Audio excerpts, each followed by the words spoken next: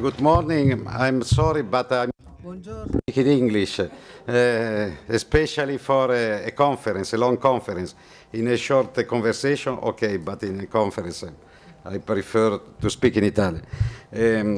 Allora, sono Giuseppe De My name is Giuseppe De Carli. Try and speak slowly. I'm in charge of the radio TV facilities at the Vatican that deals with all the live coverage of the Holy Father sort of services in Italy and abroad. I was in charge of the live coverage of the Pope visiting the Sindone.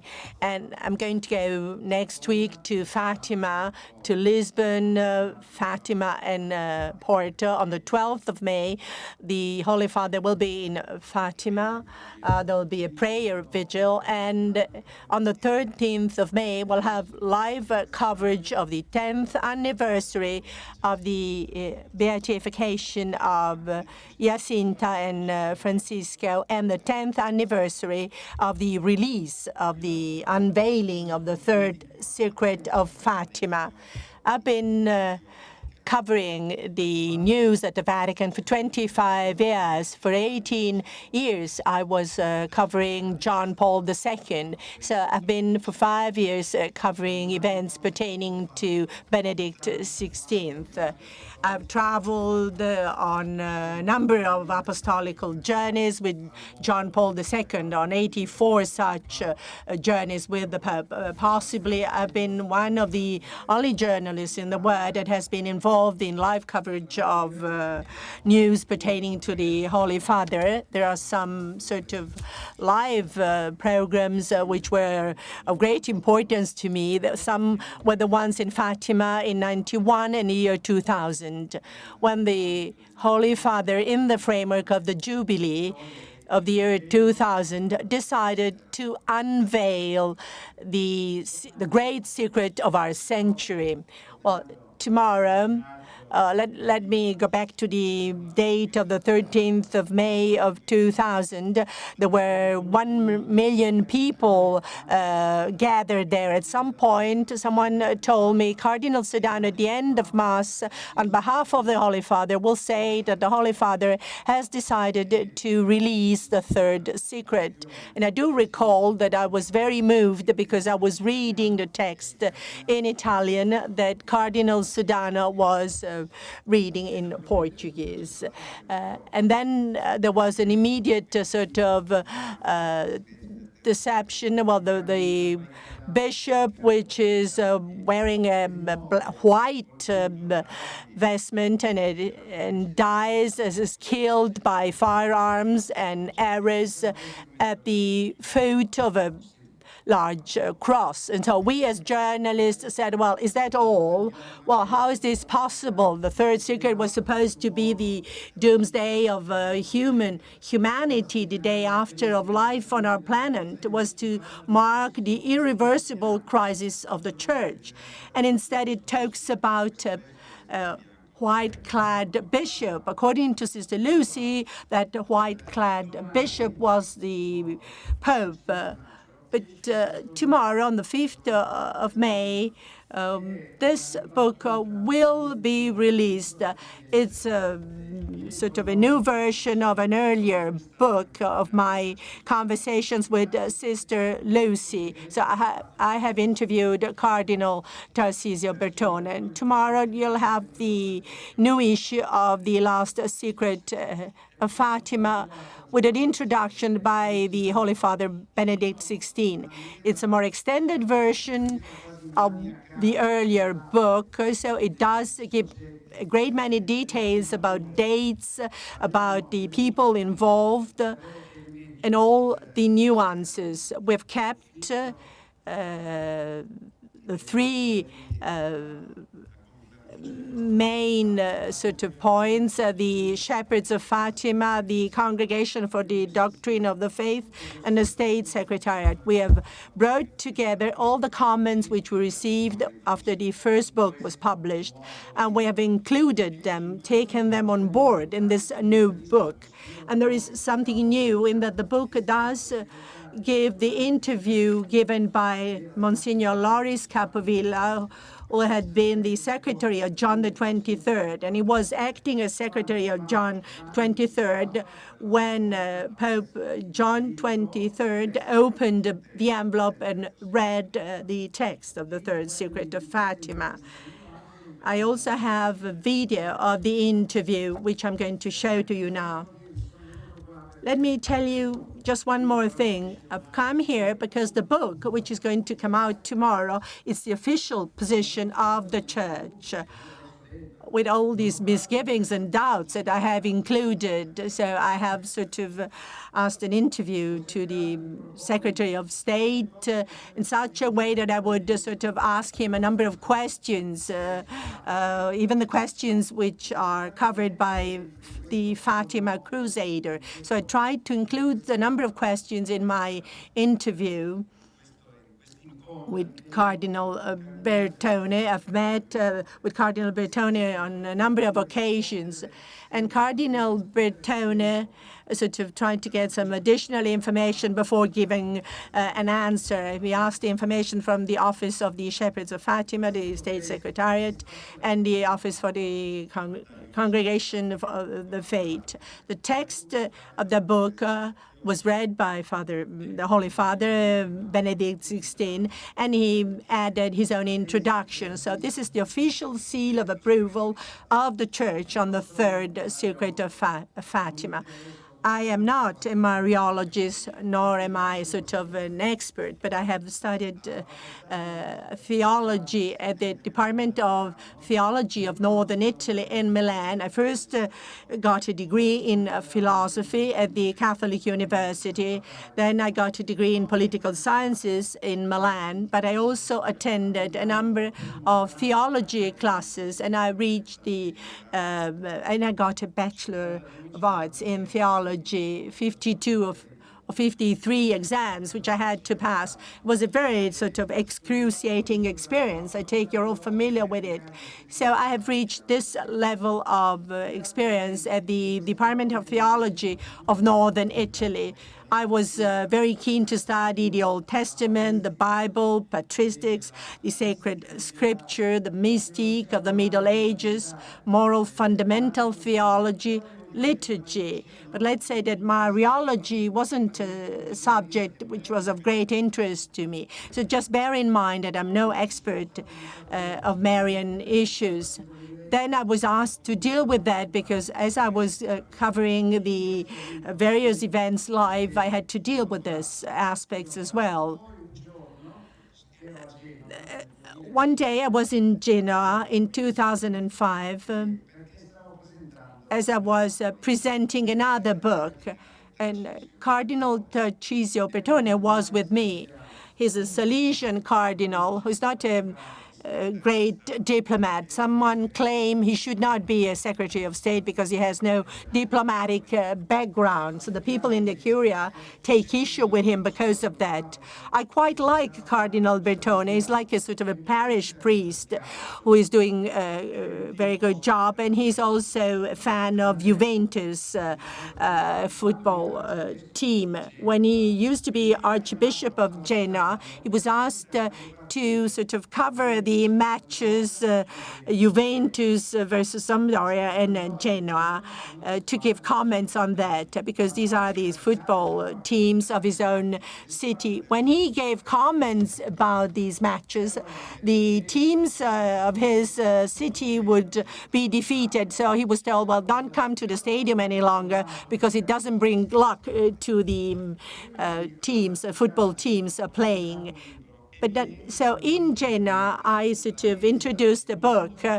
Your Eminence, allow me to talk about this, the Church and the cardinals that work with the Holy Father Wojtyła. And I had also in my book, talked about the Archbishop of Genoa. And I also said that he was the envoy of John Paul II with Sister Lucy.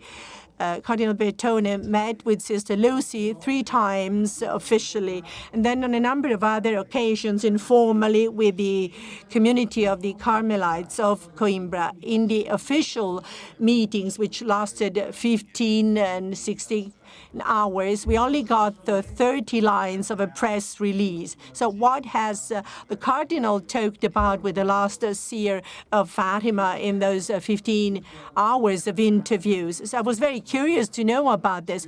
So I did, on that occasion, ask the Cardinal, can we sort of know what you have talked about with Sister Lucy? And he answered right away, I know what I've talked about, but I've recorded it. So at the end of the lecture, I went to see him and I said, well, you have recorded your interviews with Sister Lucy. No, I did not record it, but I had taken plenty of notes of the meetings I had with Sister Lucy, so I would write down all the answers given by Sister Lucy. So I asked him, why don't we sort of publish such records, because this would be very beneficial to many of the faithfuls that have great devotion for the Blessed Virgin. And he said, well, I will think about it. And after a while, the Archbishop of Genoa is appointed Secretary of State by the Holy Father Benedict XVI. And so I sort of felt, well, the Cardinal would no longer be willing to write the book with me. And I was almost relieved. I spent the summer of 2005 in Genoa at the bishop's office, because I was to cover the live what was the journey of the Holy Father to Valle d'Aosta. And so I went to see Cardinal Bertone and said, well, congratulations as you're moving to Rome. What about the point that you made on other occasion about the book on Sister Lucy? Are you willing to go ahead with that? Because when you'll be Secretary of State, you will no longer have time to deal with that. So he looked back at me. He called his secretary and said,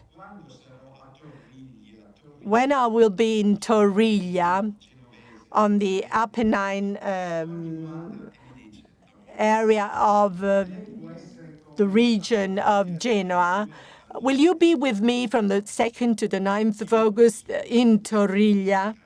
And I felt absolutely, I was almost fainting, because I understood that I would no longer have any holiday. And I said, of course, I'll be able to spend that time with you. So during the month of July, I studied in detail all the apparitions of Fatima and whatever had to do with Fatima.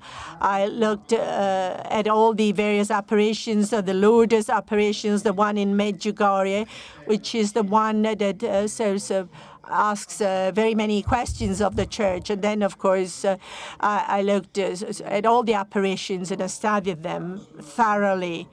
When I got to the place that we were supposed to meet with Cardinal Bertone on the 2nd of August, I had a cell next to that of the Cardinal, and he would just sort of knock on my door at 7 in the morning to serve, asking me to serve as an altar boy. And I said, Your Eminence, it's summertime. Why are you giving a service at 7? Why don't you do that at 9 o'clock in the morning? And then I would go down, and there were the sisters, the local sisters there, and there were 13 sisters in attendance. The superior who was traveling from Torriglia to the bishops' conference of Genoa to get all the documents that the cardinal needed was called Sister Lucia. So I felt there was a kind of a trap in which I would fall, because I did not want to deal with the Virgin Mary, and I was almost forced to deal with the Virgin Mary and the Our Lady of Fatima. In my book, at the outset, I tried to put myself on a par with the 3 shepherds, Francisco, Jacinta, and Lucia. I discovered that what we say between one decade of the Rosary and another, God, forgive our sins and bring all souls to heaven, especially the ones that most need your mercy. It's something which has been made up by the three shepherds and Francisco in particular.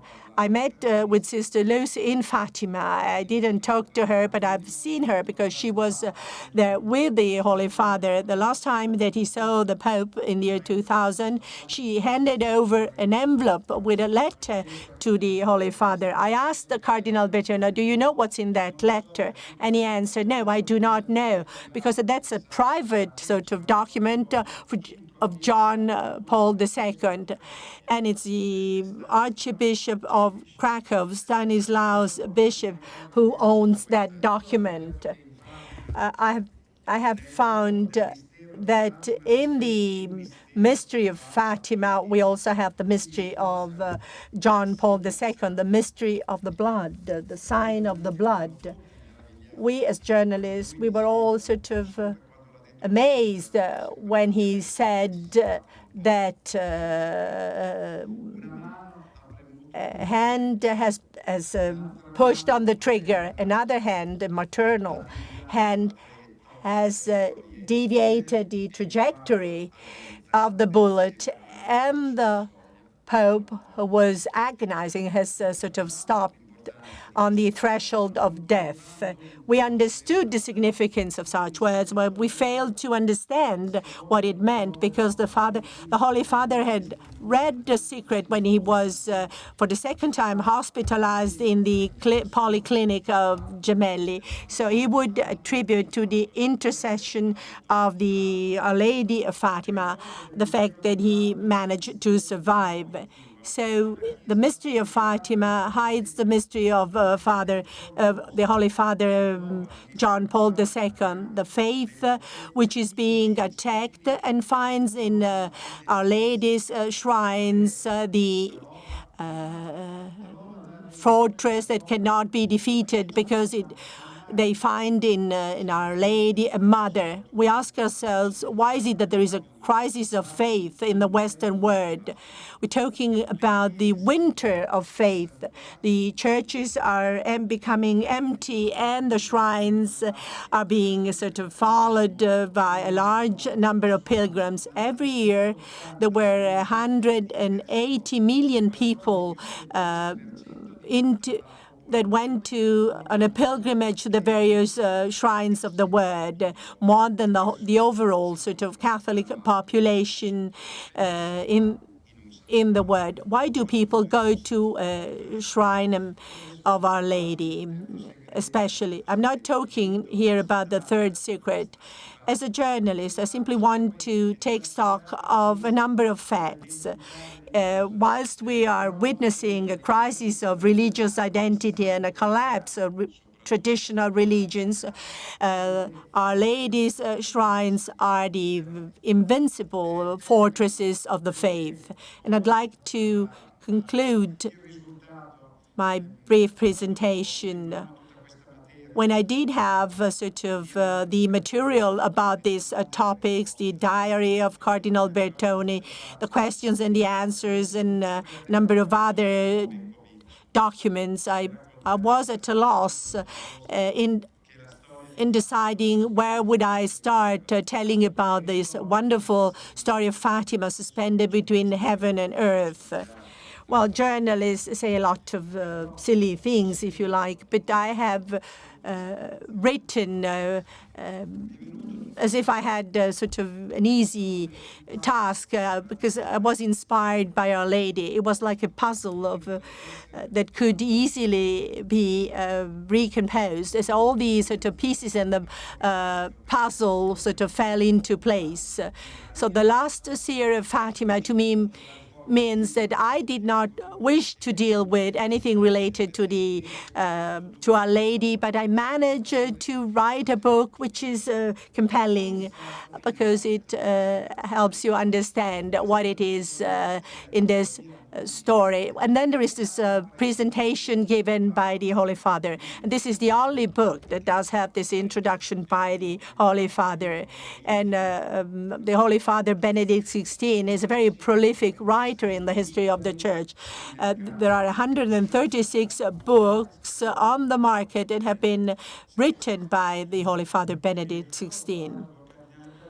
I spoke to Cardinal Bertone and I said, well, we would need an introduction for this book. And he said, well, let's have the Cardinal, the Patriarch of Lisbon, write this introduction. Let's ask the postulator of the cause to deal with that. And I said, that would be even worse. So I sort of looked at him and I said, well, you, Your Eminence, have been a collaborator of Cardinal Ratzinger for a number of years. Well, the theological commentary of the Third Secret is being published in the book. So you have been appointed Secretary of State. So why don't you ask the Holy Father to give us an introduction to this book? And he said, well, I'll think about it. Then in 3 days, the Secretary of the Holy Father called me, Georg, asking, and he said, well, you're writing a book on Fatima. Could you send me the draft that I will ask the Holy Father to read the draft? I did send the draft. And after a few days, Monsignor Gassman called me and said, well, the Holy Father has read your book. He liked it, so you will get his introduction, which is ready. And I remember that on the 24th of February, 2006, I received an envelope with a heading, Secretariat of State, with a letter of introduction signed by the Holy Father Benedict XVI. I want to talk about the reading of the Third Secret as it stands in the text. The secret which was released and was explained in a press conference on the 26th of June in the press office of the Holy See by Cardinal Ratzinger and Monsignor Tarcisio Bertone. I've only brought with me 2 videos. When we introduced the first book by the Cardinal, this is a new edition, an extended edition of that book. I had the permission by the Holy See to go to Coimbra, to the monastery where Sister Lucy lived for over 50 years. Well, they said that her cell has been sealed. Who knows how many secrets are there in that cell? The cell of this sister who had the privilege of speaking with Our Lady on a number of occasions. So I went to Coimbra and I produced this video, which I'd like to show you, and also wish to show you an interview, which is especially of interest in historical terms. Can we get the first video, please? Grande mosaico in ceramica. Great mosaic in ceramics, in azuleia. The word is a pathway towards God, a sentence by Sister Lucy, which is indicated here, 100 years after she was born. Then there is a small museum which caters to the curiosity of thousands of visitors. Lucy is 13 in 1920. She's a Dorothean sister, a Carmelite novice, an electric typewriter, a suitcase with a lot of letters, the bed, the bell, the crucifix and the rosary, the slippers, the glasses.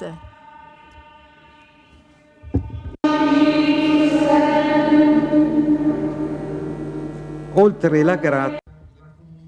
And then the community, which is praying, a contemplative community, which have been with Sister Lucy for some time. And then the threshold of the cloister, we have Sister of Jesus with Sister Mary of the Carmen, who was with the last seer of Fatima for over half a century. It's the first time in a TV camera goes beyond this threshold in that part of the word, which was the word that's Sister Lucy for 57 years. This is where the religious would meet with the cardinal. She spoke with the Patriarch of Venice, Luciani, in 1977, on the 24th of October, 97, with the Cardinal Ratzinger at that time, between the year 2000 and 2003, with the bishop and cardinal to become later Cardinal Bertone. This was a sort of a bench which she liked to sit on. That's where she would walk on a daily basis and to sort of pray the rosary. Al termine una statua al cuore immacolato. And you see the statue for the Immaculate Heart of Mary, which receives the visits of the religious. And that was also for Sister Lucy visitors. And Sister Lucy would walk there just praying the rosary. Then she was on a wheelchair. Then you have this image of the three shepherds. That was the gift for the 50th anniversary of her religious life. It was a very welcome surprise for Sister Lucy. Sister Lucy would stop here and sort of scold the shepherds. You left me alone here. And she would every day go and see the fish and would give some food to the fish. It's in this garden that Sister Lucy has had some sort of interior perception and possibly apparitions, but she wouldn't talk about this. In the monastery, she wanted to just she didn't want to be noticed when she was in the monastery. When I joined the cloistered community, a sister asked me, well, you know who is Sister Lucy? And I answered, no. And if I would bring you some piece of bread to eat at night, well, and I sort of wondered, well, that's certainly not Sister Lucy, but it was indeed Sister Lucy. When Sister Lucy was asked, is there a third secret? And what you said is not the whole thing. How did you answer that question? I would answer, well, they're never happy. Let them do what they were told to do. That's what most matters most. When they would ask, well, somebody claimed that there is another third secret. If there is another third secret, well, let them tell me about it because I don't know another one. Era una persona che She was a person that was inspiring joy. There was this sort of evangelical attitude that made her feel sort of young, as the young girl at the time of apparition. She was like a person that had a very sort of light spirit, as if her body was a very light body. As we go back to the monastery, we see the window of Sister Lucy's cell, which looks out onto the garden. Then you go to the choir where the various readings are given. And this is the last place that she has been sitting on and standing on before she was put on the wheelchair. At the door of her cell, it's written, my Immaculate Heart will be your refuge, your shelter. And the cell is not sealed as we thought it was. It's a sort of sanctuary. It's a space which is laden with mystery. It's a great commotion as you get into this place. Well, the bed where she died and the wheelchair and the gift given by an Italian priest, the desk where she would write the answers to letters from faithfuls from all over the world. This is what she used to listen to Mass and the Vespers. Well, she was told, well, you never go to heaven if you don't attend Mass. And she would answer, it's the Mass that comes to me.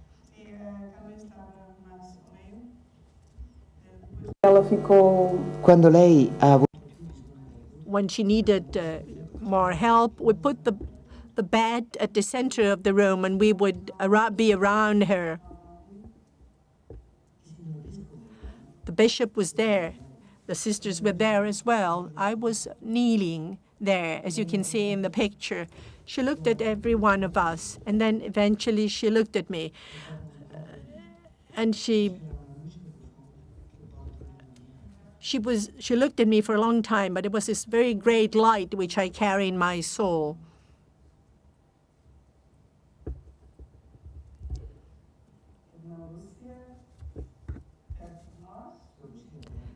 Sister Lucy, pray for us. Well, there are things that don't even be uttered or spoken. All you need is to think about it. Well, she used to have a problem with hearing, but she doesn't have any problem now. She understands everything without having to say anything. So that was the video which I have prepared on Fatima. And I'm going to show you the other video. She doesn't need any word. She understands everything without any word. She died when she was 97. I had a great I was greatly moved, and before getting out of the cell of Sister Lucy, I knelt down and I kissed the floor, because it was a unique experience to be in a cell with Sister Lucy, lived for 57 years. Now, as to the third secret, it should be followed by a fourth secret which hasn't been released. This is a very precise question asked by Cardinal Bertone to Sister Lucy. Is this the only text that you have written? It is the text of 1944. Yes, that's it, Sister Lucy answers. So to think of other texts which have been hidden means to sort of be removed from reality and just move towards speculations and hypotheses with no sort of concrete evidence. So I've done something on this. There is a living witness of the third secret of Fatima, Monsignor Capovilla. Capovilla was reported to saying a great many things, rather contradictory contentions. And I've been interviewing him, and you shall see how clear he is in his statements.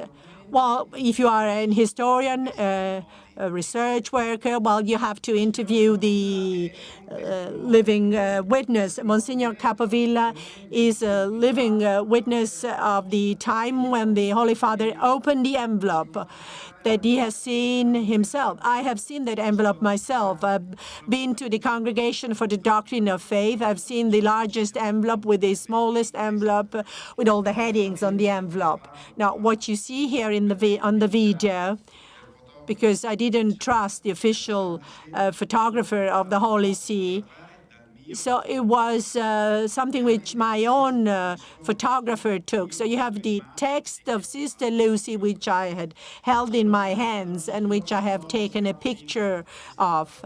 I went to see Monsignor Loris Capovilla, was the secretary of Pope John the 23rd in Sotto il Monte. And I made this interview. It's a short interview, which I'd like you to watch. Monsignor Capovilla, Pope John the 23rd knew immediately about the third secret of Fatima. Yes, we're talking about the secret, but no one knew the contents of the secret. Pope John becomes Pope on the 28th of October, 1958. So he just waits a number of months till the month of August, when he's in Castel Gandolfo, and he feels has time there. On the Monday in August, Father Paul Philippe, a Dominican, a theologian, a mystic, comes to Castel Gandolfo bringing the envelope to the Holy Father. The Holy Father takes the envelope, puts it on the table, and says, I'm going to see that on a Friday when I see my confessor. That was the 17th of August, 1959. That is 10 months after he had been appointed Pope. Who is his confessor? Alfredo Cavana. They opened the envelope. And I'm saying this very humbly because I feel privileged in having had this opportunity. Well, they asked me, well, we're looking at this envelope. Could you give us a hand? We don't understand it, but I didn't know Portuguese. So, and I've written that there were some vernacular expressions. It wasn't a vernacular expressions. It's that I didn't know the language. So I couldn't interpret what was in there in Portuguese. So the Holy Father reads it, but they don't understand what it's in there. There was one Monsignor Paulo Tavares, who was working with the State Secretariat for Portugal, a Portuguese priest. And so, Your Excellency, this is a very important question. The text that you read is the same text which was presented to the world in June 2000 by Cardinal Ratzinger and Monsignor Tarcisio Bertone. Yes, of course, I said that and I repeated that again over and over again. That is the text. Now, if you ask me literally word by word whether that is the text, I can't tell you. In the text that you read, there is a reference to a bishop which is clad white and which is killed and at the foot of the cross. Yes, that was the core of a private revelation, the revelation given to the children. That is what was released. Why people keep telling that John the 23rd has not read this text, but the true text, which has been hidden by the church up until now, which would be the fourth secret. I don't think we can use this form of words. It has been hidden. First, because Father John sees it, his confessor sees it, and I see it as his secretary. Cardinal Tadini sees that text. The most important people in State Secretariat, Monsignor Antonio Samore, Monsignor Angelo Dell'Acqua, see the text, and Cardinal Ottaviani and the Congregation for the Doctrine of the Faith. I'm not trying to put pressure to you, but I wouldn't wish to go into sort of hasty conclusions to create further controversy. After what you told me, can we say that the secret which was read by Father John the 23rd is not the fourth secret, but it is the very secret which was made public by the Congregation for the Doctrine of the Faith? Is that so? Yes.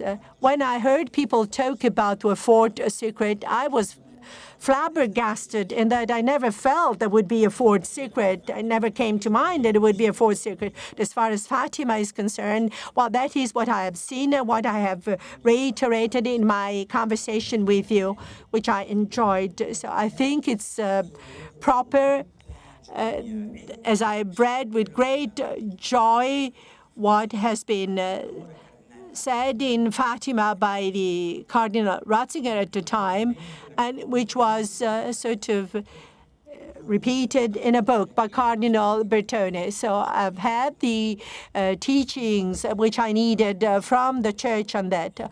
Well, not a single bishop, not a single theologian can provide single-handedly interpretation. So I've been given substantive spiritual food. So this is the testimony which I view as a historic testimony by Monsignor Capovilla. You can make up all sorts of arguments on the water, on the sand, but you have to just go to those who hold the documentation, or else that would be pure speculations. Monsignor Capovilla is 95. He's very has a very clear mind. And I told him, why haven't you said that earlier, what you told me? And the answer I got, it was nobody asked me about it. So just to explain that the very complex issues sometimes can be dealt with in a very straightforward manner. And then I told to Monsignor Capovilla, Monsignor, how can you be so young? How can you be so young as you are 95? You look like a young man, really. And he answered, I have a secret myself. Every 6 months, I go to God, and I do what people that are migrants that do not come from the European Union. I ask a permit of staying on earth from God. That's why I'm so happy to be able to talk to you. So that is Monsignor Capovilla. So I thank you for your attention. I thank you for your patience, and hopefully this might be of some interest for the discussions that you're having in these days, which are very fruitful for yourself and for the church as a whole.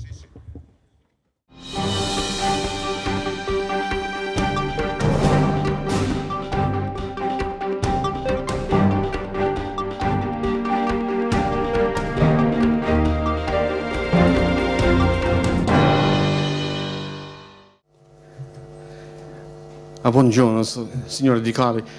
Sono costretto Good morning. del mio italiano. I'm sorry about my Italian, my poor Italian. I have a feeling that there are some problems, obvious problems with your presentation. One specific problem is the following. It has been established as a fact that there is the so-called Capovilla envelope. And on that envelope was the name of Capovilla written, and the heads of the Vatican departments had that. Well, and it was indicated that John 23 didn't wish to pass judgment on what was in the envelope. And this is an envelope which is of fundamental importance, and it was kept in the Pope's apartment.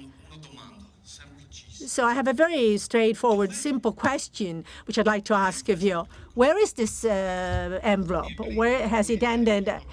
Well, the Capovilla envelope is the Bertone envelope, one and the same thing. The Capovilla envelope is the one that ended up in the apartment. Now, if you read my interview, well, the interview lasts half an hour, but and if you read the whole interview, you understand how come the envelope ended up in the hands of Paul VI 3 days after he has been appointed. So he wants to read right away the text, and then the envelope remains there.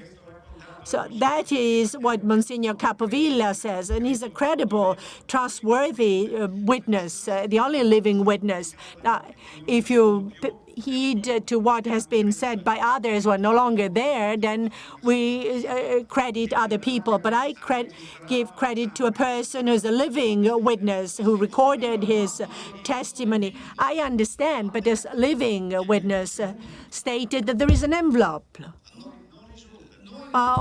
As far as we know, there isn't any other envelope, but I have seen the envelope.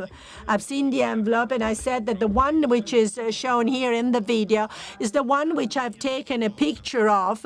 I've had my photographer take a picture of, not a picture which was taken by the photographer of the Holy See, because I did not trust them completely. So I asked Cardinal Bertone, since we're here, would you allow me to take a look at the Capovilla envelope? Monsignor Capovilla says that the text that he read in '59 is exactly the same text which was read out by Cardinal Ratzinger and Monsignor Bertone. It's the same envelope, so the same document. The Capovilla one is one and the same thing. It's impossible that the two envelopes are the same, because the Capovilla envelope has on the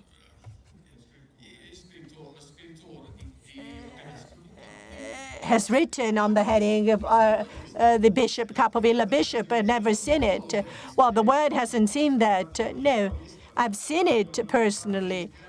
Sorry, because I didn't get a picture of that myself, but you have that is what John 23 has dictated to Monsignor Capovilla. You have a list of cardinals, and I decided after consulting it, I decided not to publish it, but it's hidden from the Word, so the Word has never seen this envelope. Where is it? Well, I've seen the envelope. It's with the Congregation for the Doctrine of the Faith. It's a big yellow envelope which holds another envelope and then another envelope inside, and then it's a sheet paper with 4 sheets, 64 lines. And the text that you see is the one which is here on this photograph of the book. Why hasn't Cardinal Bertone ever shown this envelope to the Word? Why?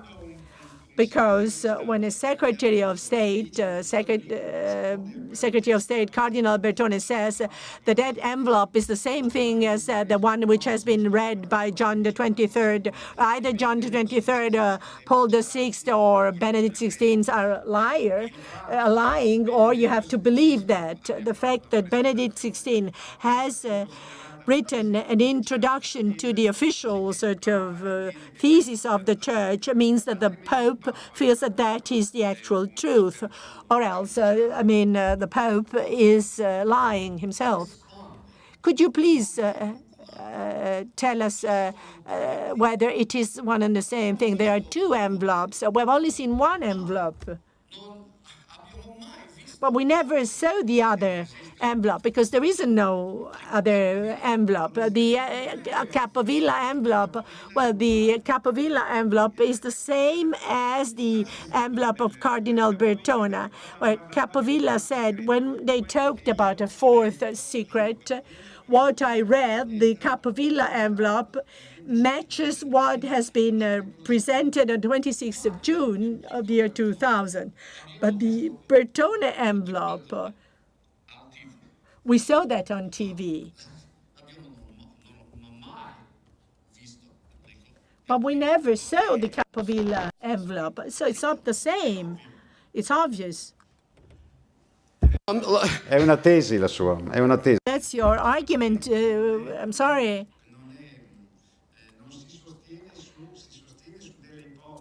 But it's supported by assumptions. I've taken facts, such as Capovilla's statement, who claims that the secret read by John the 23rd is the same secret, the same text read on the 26th of June of the year 2000. That's all I can tell you. I understand that there are a number of arguments that cannot be supported if my argument is prevailing. Well, what I say is that the witnesses have stated what I've indicated. The Pope says it, Cardinal Bertone says it, and the Pope supports Bertone's argument. So you may be right theoretically, but for all practical purposes, you're not right in terms of what the historic research has shown. The Bishop Capovilla's document. Well, Capovilla said that there is an envelope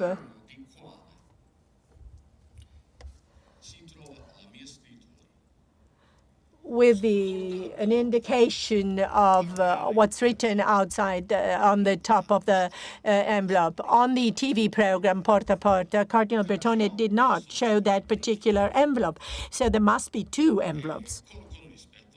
With all due respect, well, you should answer my question. I think what you said, it's very helpful, but you shouldn't hang on to this because that's important, but it's not of fundamental importance. I've taken a look for myself of that envelope. Well, there is this writing on the envelope. When Cardinal Bertone showed it, he didn't take another envelope. He just showed the envelope on the other side of the envelope. If you listen to the recording of the program, you hear that Cardinal Bertone reading the sentences that the Pope has dictated to Monsignor Capovilla, but he didn't turn the envelope to show it on camera. But the envelope is the same.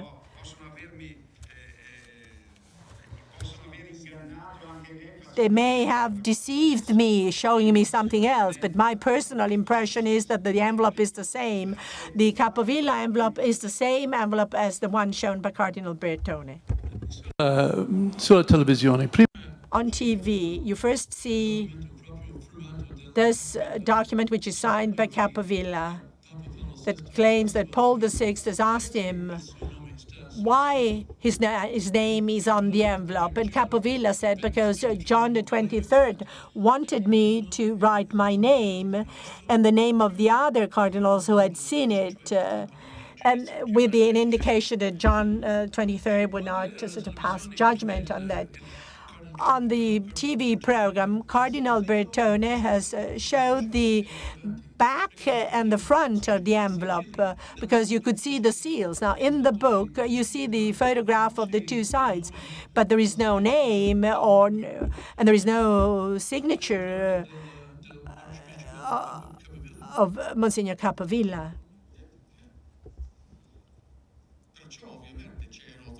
So there is another envelope. It's quite obvious that there is another envelope. I say no to that. There is no such thing. We don't agree. We disagree.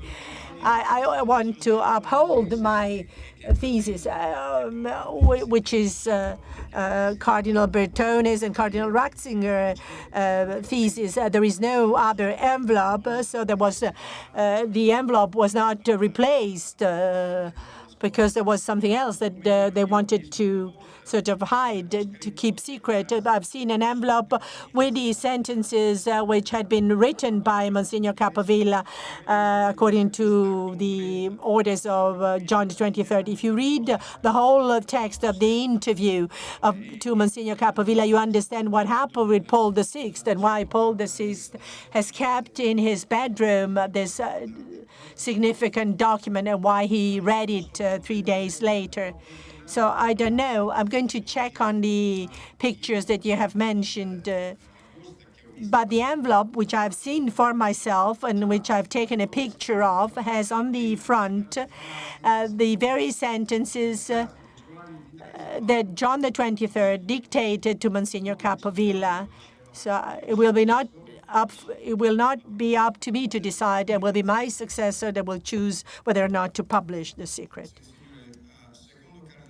According to Cardinal Bertone, Cardinal Bertone has said over and over again that Sister Lucy never had any sort of indication from the Our Lady that the secret was to be released in 1960. But Cardinal Bertone said that Sister Lucy confessed that she chose that date without any sort of instructions from Our Lady. But during the TV program Porta Porta, Cardinal Bertone should have shown the 2 envelopes by Sister Lucy, showing that this was because of a specific instructions from Our Lady that the secret was not to be released until 1960. So what can you say to that? How can we reconcile this testimony with what you said? Is it possible that what Cardinal Bertone said, the Cardinal Bertone account, was not truthful? The question about 1960 is a question which I asked myself, because Sister Lucy puts on the envelope, well, the envelope should be opened in 1960. But I think Cardinal Bertone answers to that in his book, and he does that in a convincing manner. Just reckon with the fact that the Sister Lucy could not read or write when she was young. She started being able to read and write when she was 15 years after the apparition. So she started understanding the value of words, but she never had a clear perception of time.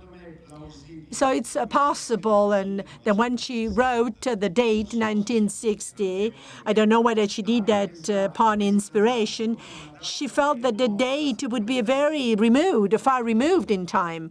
And she must have felt, well, I will no longer be there in 1960, so the secret could be unveiled.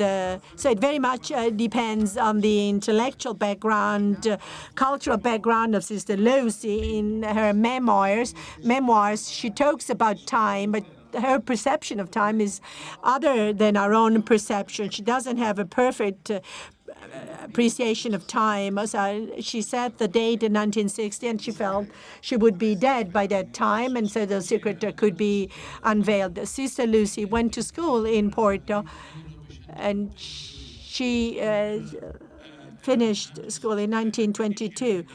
So when she was 15, she attended school, and she learned to write before she was 16.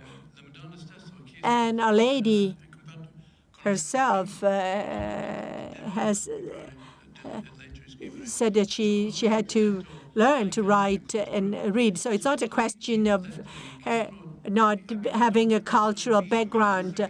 She wrote beautiful letters. We do have documentation about in the 20s. So she didn't start to write or read when she was 30 or over 30. That's not correct. nor is it correct, and that is written in her memoirs. The prayer, God, Jesus, forgive our sins. This is written by Sister Lucy in her document, according to a lady. It's not a prayer which was made up by Francisca. Well, this is claimed by those that do not believe in Fatima. The Fatima documentation is well-founded, and to deny that Sister Lucy knows what she's writing is something which is made up, but it's not truthful. Well, I can't understand why Cardinal Bertoni told us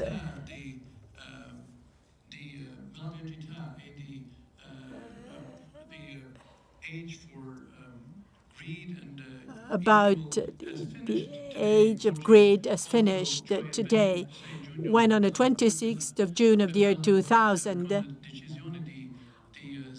with the decision of unveiling the Third Circuit, well, this time of greed and evil has not come to an end today. So I don't know whether there is a way of explaining this. If you read the Third Circuit, well, you understand that this applies to today as well. It's not something which concerns the past. And I tried to prove this in my book.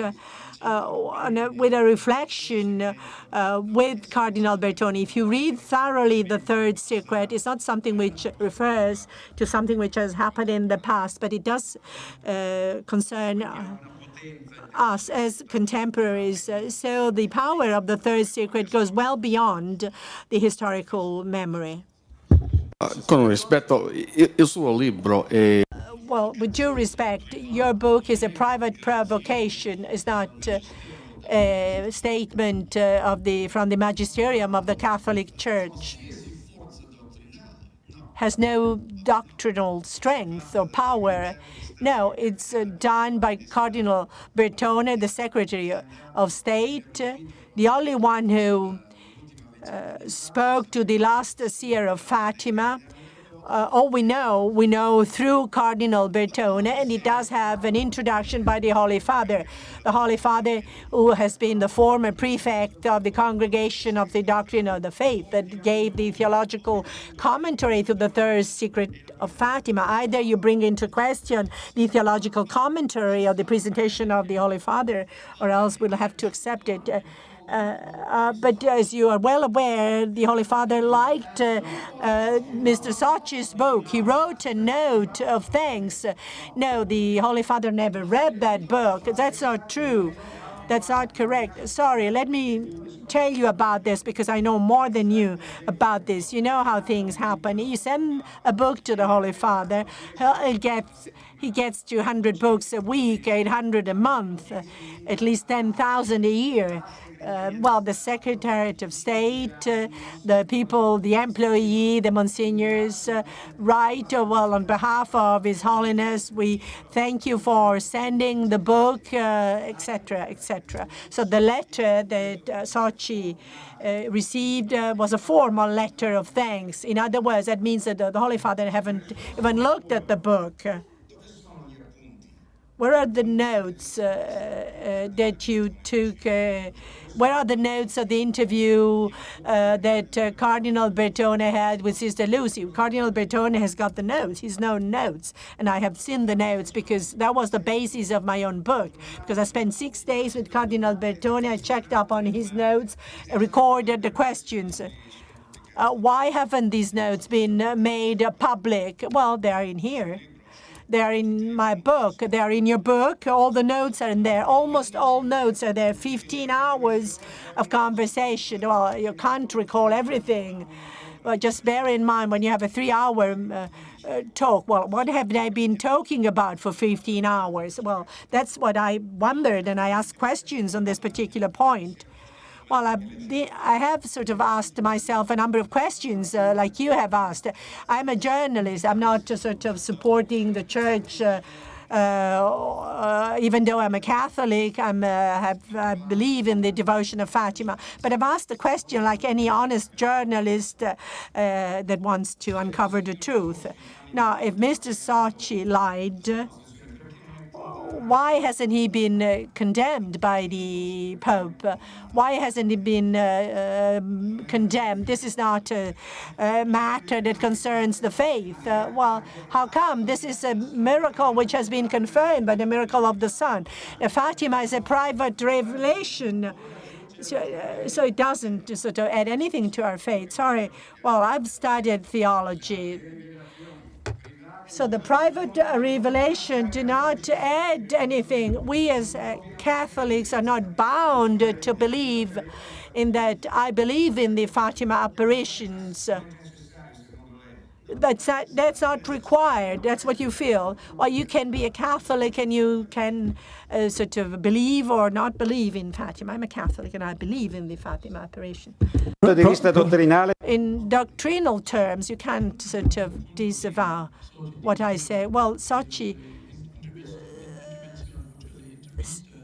stated that in the interview by Paolini on this, said, why are there two dates, 26th of June 63 and March 65? Well, the two dates. This is something which is covered in my book because I asked myself the same question. How come there are two dates in Paul VI? In the official chronology, there's only one date because we're not 100% sure about the second date. The only person that gave us the two dates is Monsignor Capovilla. Monsignor Capovilla was a very fastidious kind of person, so he wrote that date in his calendar. But this is not sort of clearly stated in other documents, so I don't know. This is not shown by the State Secretariat or the Congregation of the Faith. This is a date which is only a date which the Secretary of the Pope had. So I don't regard this as being an official date to be included in the interview. We consider it as an official date, the 27th of June of 1963, 64. Sorry, I'm getting confused with those dates. I think you're very good at telling us the correct dates because that's the sort of reason why you get together and discuss about these issues. I'm very happy that you do discuss about this. Sochi has written books on something that he has read elsewhere, and I told him, you can't write a book on something that you have read yourself. Well, Monsignor Capovilla himself says, I used to say that there were some vernacular expressions. Well, and people say, if there are vernacular expressions, then they belong to a secret that we haven't read. And but he told me in his interview, I made a mistake. I thought these were vernacular expressions because I didn't know Portuguese. So, well, at the end of the day, it's simpler than you may think. We know that Capovilla does not speak Portuguese in the 60s. He said this because Paulo Talaveres said it was a vernacular expression because the other text doesn't have any vernacular expression, but one text does have such expressions. Why he never denies what Paolini said? Why Monsignor Capovilla never denies what Solideo Paolini stated? You want to know how he got the interview? Well, he got a conversation. Solideo Paolini went to see Monsignor Capovilla. That was a conversation that he had with him. And then on that basis, he sort of wrote an interview, which is a non-existent interview. So to a large extent, it was made up. It was made up. So it does not, it's a non-existent interview. Just another question, if I may.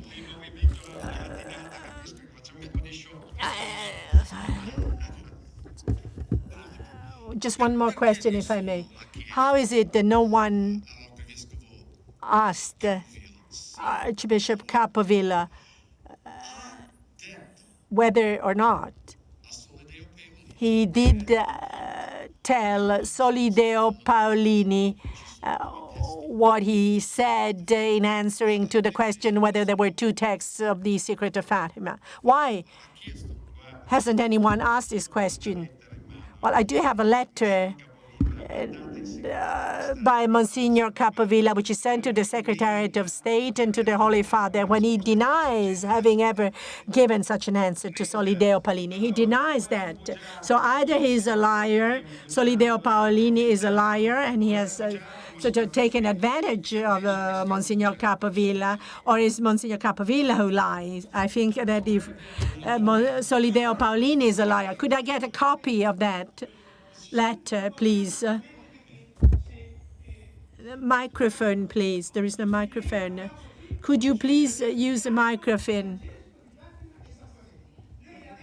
There is no microphone.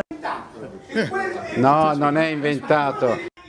Hanno trovato. Said you found this form of words upon inspiration. I didn't use the right form of words, so I apologize.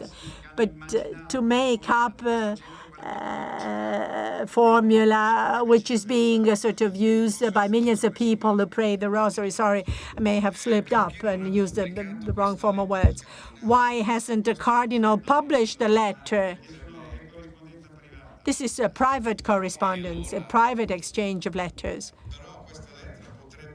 But the letter could sort of put an end to this endless discussion. So it would be very significant that the interview which I published to Monsignor Capovilla covers everything, and we have a TV document as well. The TV documentation does not contain a direct question to Cardinal Bertone or to Archbishop Capovilla. In other words, a precise question which would only beg of a clear answer, a yes or no as an answer. I don't know what is the truth because I don't have the whole of the documentation, but I never found that Cardinal Bertone asked Sister Lucy, what's the meaning of etc.? Does it mean something else? Is there something else in addition to that, etc.? That's one question. Can you say that Cardinal Bertone has put this question to Sister Lucy? Sorry, I don't recall offhand whether this question was asked. So when I'm not sure, I can't answer the question. I think there is something about the etc. But Portugal will preserve the faith.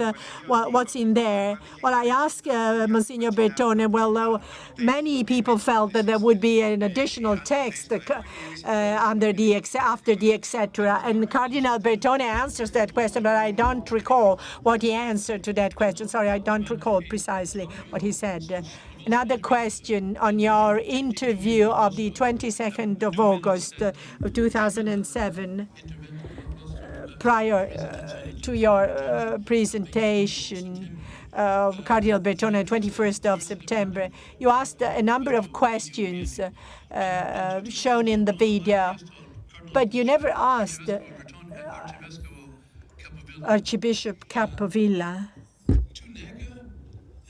whether he would deny what was on TV. When you ask a question, well, we can see that again. When I ask, do you think, Monsignor Capovilla, that the text that you read in 1959 in front of John 23rd is the same text which has been read out by the congregation? And he said, yes, of course. That means yes, yes, yes, that's all. Now, it's a subtle question, a more subtle question. He doesn't deny that there is another text. We only ask, we don't deny that. We only ask whether there is something else that has been written by Sister Lucy, which has been recorded by Solideo Paolini. Monsignor Capovilla says that there is another attachment. But do we know that the attachment is in existence? Cardinal Sodano, Cardinal Bertone feel that this has been written by Sister Lucy, but it's all part of the secret. But this attachment exists, and no one denies this fact.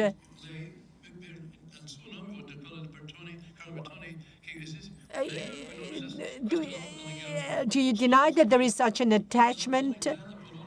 Where there are words of Our Lady on the third secret. For those that believe, that are authentic. Cardinal Bertone says it's not authentic, but is there such known authentic attachment?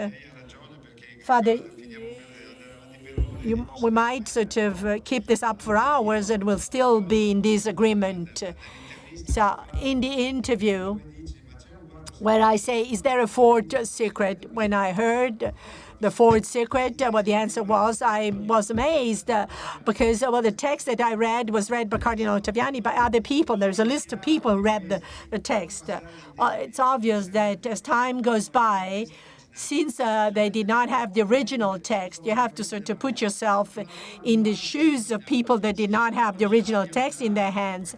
And so they sort of slipped up. Then they said made a number of statements. As you put together various sentences, you build sort of this hypothesis of a message which would not be identical to the message read by cardinals. They could not recall exactly what was in there.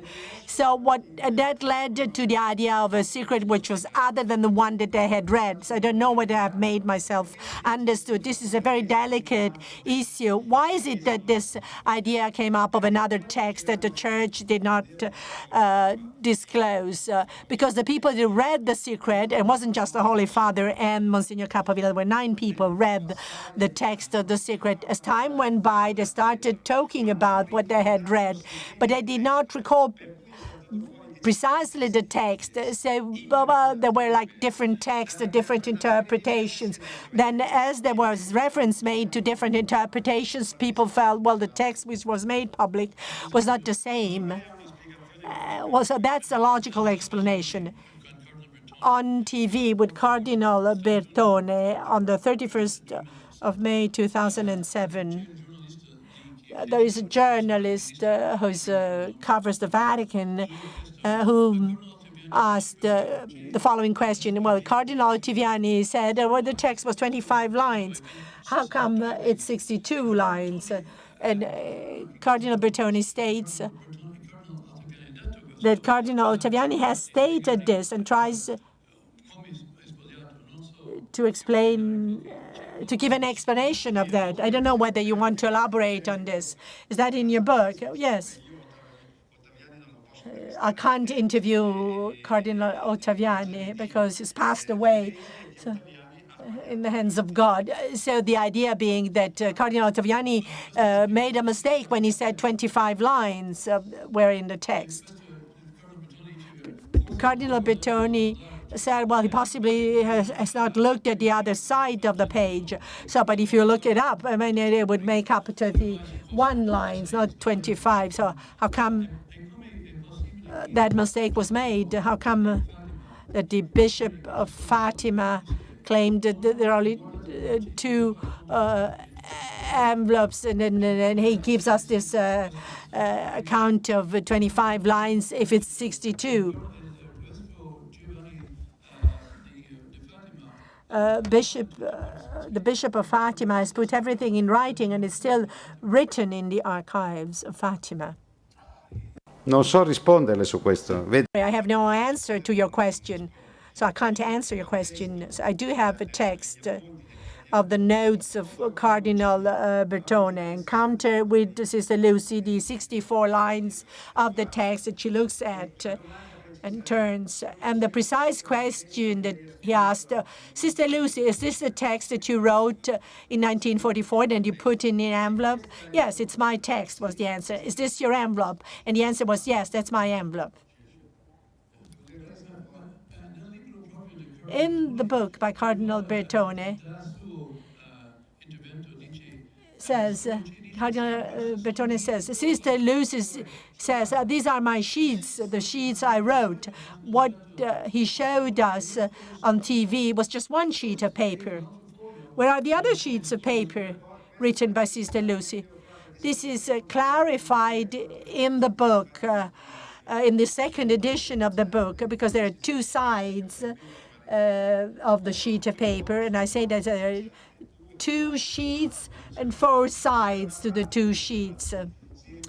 So, and that's being said very clearly in the notes by Cardinal Bertone. When I wrote originally the book, That was 2006. In 2006, Cardinal Bertone was moving to Rome, so he had boxes filled with books. And so he had his own diaries, 50 pages of notes that he took. So we took a quick look at the notes, and so we took as a reference 64 lines. Now it's been clear there are 2 sheets of paper and 4 sides. My Italian is not very good, it's not perfect, but in English, we're talking about one sheet of paper. You can fold the sheet. It's folded, but just one sheet. When Sister Lucy said, "These are my sheets of paper," well, it means there would be another piece of paper on top of that one. E adesso ha ragione, lei ha ragione. You're right in clarifying this. Sorry, I can't find the text, but it's in here. It's in the book, and it's very clearly stated the matter about the sheets. It's not just a single sheet of paper with 4 sides, folded 2 sides and 2 sides, and that's stated over and over again. So made a mistake when you said there were 2 sheets, and now you're telling us there's only 1 sheet of paper. Could you clarify, because you said earlier on that there are 2 sheets of paper. So the question is there only 1 sheet of paper, or are there 2 sheets of paper?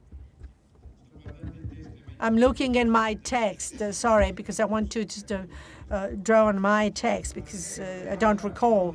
It's a very simple question. We talked about a large envelope with the stamp of the Congregation for the Doctrine of the Faith, with the written 1960 on top of it, which contained another envelope with a sheet of paper with lines which are folded in 2, and 4 sides handwritten by Sister Lucy. Sorry, we checked on this. We checked up on this. So you've changed what you said. So we wrote another book to clarify the question and what we meant. So that was what we have said in the new edition of the book. So 1 sheet of paper folded in 2 and 4 sides handwritten by Sister Lucy. So you made a mistake when you used the word sheets in the plural. Yes, I made a mistake. I'm a human being.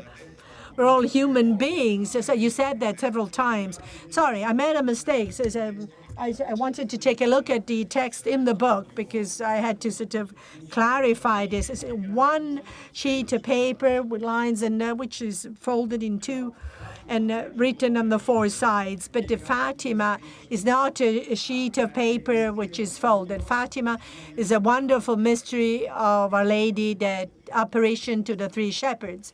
So that's what really matters. Something else. When Cardinal Bertone stated that Sister Lucy authenticated 1 envelope, on Porta Porta, the TV program, Cardinal Bertone showed 2 envelopes with written on them, Sister Lucy. How come in the earlier book, I don't know whether you're going to change this in the next book, which is going to appear tomorrow, how come he said that Sister Lucy authenticated just 1 envelope? I don't recall this detail, sorry. Just I have no recollection of that. That part of the book hasn't been changed. I checked. So I saw for myself the document. I took my photographer with me, and there is an envelope which has on it written to be handed over to the Bishop of Fatima. And the second envelope must be opened in 1960.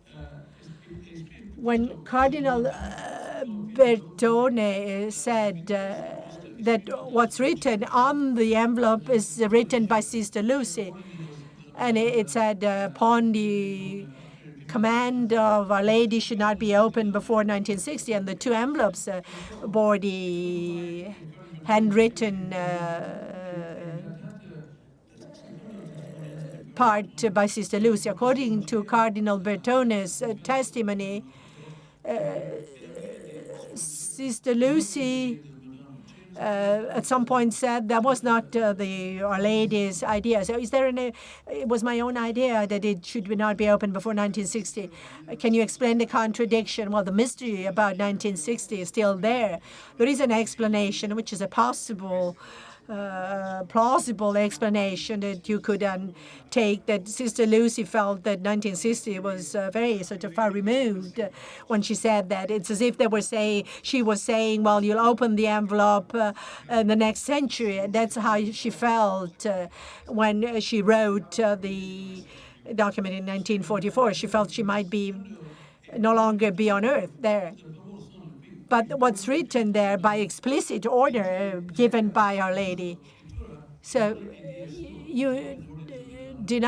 she denies that this is her own idea, but it's Our Lady's order. And how come Cardinal Bertone said that Sister Lucy confessed to him that it was her personal idea? So I only recall what Cardinal Bertone told me. I stop at what he has told me. So I can't go further in my sort of thinking. So well, of course, you're free to think what you think most fit. If Our Lady told me to open it only in 1960, when Cardinal Bertone realized that Our Lady said to open it in 1960, well, it meant that Sister Lucy wanted to have the secret disclosed when she would no longer be there. And she was forced to write down what she wrote by the bishops, because she was forced to write it down because the bishops would tell her to write it and then we'll send it to the Holy Father. She was forced to do that. But it wasn't to be sent by the Holy Father, but it was to be opened by the Bishop of Leyra and the Patriarch of Lisbon. The Pope does not come into this picture, in this order, which was given by Our Lady about unveiling the secret in 1960. There are other details that we can cover more extensively after a break. I'm sorry, I'm afraid I can't stay with you because I have an appointment at noon, so I'm late for my appointment. So I'm very sorry, but I have to leave. I'm just a plain journalist. I have a sort of, I'm in charge of the Vatican with the state television. I didn't want to cover the Holy Virgin and Our Lady, because what I'm keen on is the life, the liturgy, the sacred scripture, the Word of God. 2 years ago, we had the full reading of the Bible on TV, from the Genesis to the Apocalypse. We ended with Cardinal Sodano, and in between there were 1,453 people who read the Bible. So Mariology is not my specialty, but Mariology is becoming increasingly important, and it has indeed managed to become a full-fledged sort of subject for theology. So there is a theology of Mariology. This is a great accomplishment. U.S. theologians say that Mary should become a co-redemptor of the humankind. Of course, not only that, but that also gives great value to the women in the church. No religion in the world has ever placed a woman on such a high sort of ranking as the Catholic Church. So long live the Catholic Church, long live the Holy Father, and long live our fellow Catholics and Christians. Sorry, I have to leave. I have no more time. Just one more point, if I may. Is it possible that the lady ended her sort of revelation with etc., as if she forgot what she was supposed to say? How can you explain the etc. in the text? Is that a possibility? Could you give us an explanation for that, for the etc.? Well, etc., it's Sister Lucy that said etc., because she still had to write the last part of the secret. But on the etc., I think, well, attention of bishops was being focused, and of course journalists were focusing on the etc., not to speak of those that were referring to the apocalypse. And So when Sister Lucy was then forced to write down what she wanted to write, she put some contents to the etc. But you agree that these are the words of Our Lady? So no, this is the etc. is not words which were uttered by Our Lady. Well, it's Sister Lucy that wrote etc., saying, "I'll suspend my revelation because Our Lady said I should stop." That's something else. Another question. It may not be fair to put this question to you, as you're not a Mariologist, an expert on Mariology. But it's a question which has not received an answer in your book. Sister Lucy wrote the third memoir, and the fourth memoir until August of 41 and December of 41.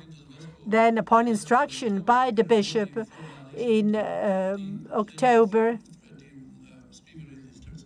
she was asked to write the third secret, but it has never been explained officially that Sister Lucy could not write in October, November, and December. It was only after the Virgin apparition on the 2nd of January 94 that Sister Lucy could write. Why 7 days later she wrote to her bishop that I've finished the job and I've put everything in an envelope? How come it took 2 months, over 2 months, to write this that should be this vision of the Holy Father? It's something scary, but not so scary. She spoke about annihilation of nations in the second secret. This is far worse. There is no reason why the text should have been withheld. Well, I'd like to thank you for being with us today, for answering some of our questions. I don't know whether they have been of any help. So I tried to sort of clarify things, but I'm not sure I've managed to answer your questions. And you had your own argument, and I had the sort of a counter argument. So we'll have to take things as they stand. Thank you. We'd like to thank you very much for your time, for your patience. Grazie.